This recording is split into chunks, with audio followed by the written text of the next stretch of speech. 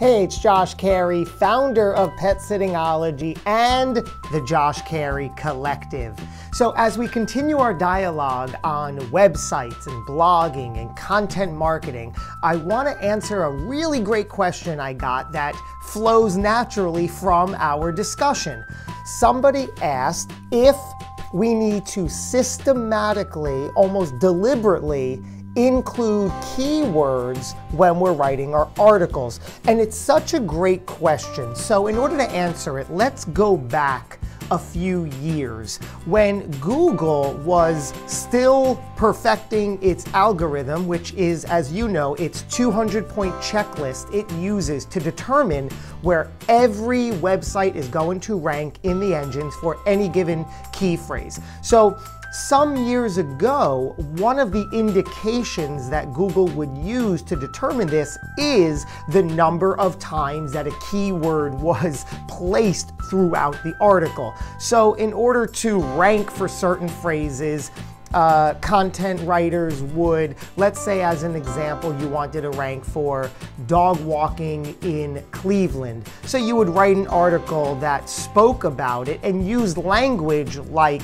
here at Josh's Pet Sitting, we love dog walking in Cleveland. Every time we find ourselves dog walking in Cleveland, we are sure to do one heck of a great job. Dog walking in Cleveland is what makes us happy. You get the point, right? It doesn't sound natural. It's not valuable. It does nothing as a reader. So finally, Google realized that, and they've gotten so smart at determining not only the content of the page, but the quality of the page. And that is a signal. So in order to rank, the short answer is absolutely not. Don't worry out of the gate about where and how often and when keywords appear. Let them happen naturally. How? Let's go through an example together. Let's say you want to write an article about bathing a dog, right? So you have great insight, great tips, great value to give your audience about bathing a dog, how to bathe a dog.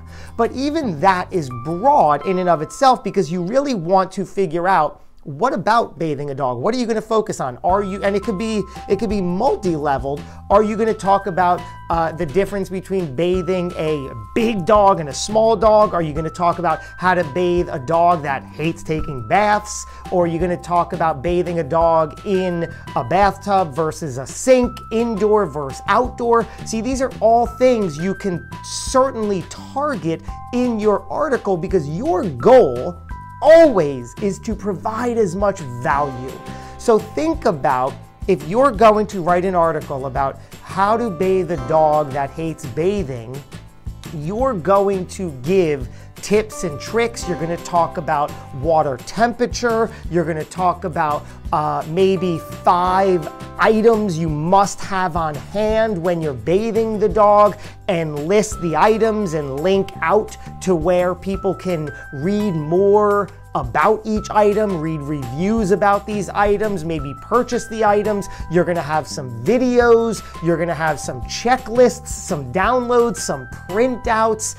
You're gonna talk about the best water temperature of bathing a dog. You see, you can really put together a valuable, insightful, informative, robust article of how to bathe a dog that doesn't sound like everybody else, right? Use your insight, use your experience, use your knowledge, research a little bit, and pull what you can from it. Find these objects or items that would make bathing a dog so much easier. And then tell me, once I'm done, how am I supposed to dry the dog off? What is the best way? What best practices are there when bathing a dog and now you want to dry the dog off? You see what I'm getting at here, right? Value. Make it insightful. That's what Google wants to see. And naturally, when you're creating this informative article about how to bathe a dog that you include all these different things, aren't you naturally going to get your keywords in there? Google is going to know that this is the definitive article when somebody's looking for how to bathe a dog that hates bathing, or how to bathe a dog outdoors, or how to bathe a dog in the summer, or a shaggy dog, whatever it is. You are naturally going to include your key phrases, so you don't have to overthink it and worry about where they're going to be placed. The one thing I will say is one of the most important elements when creating this very valuable, informative blog article, no matter what it is that title.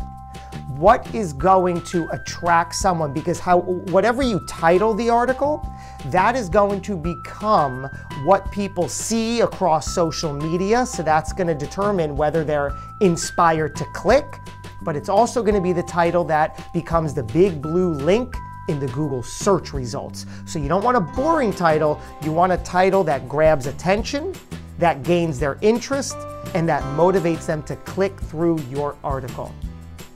I hope this has been helpful.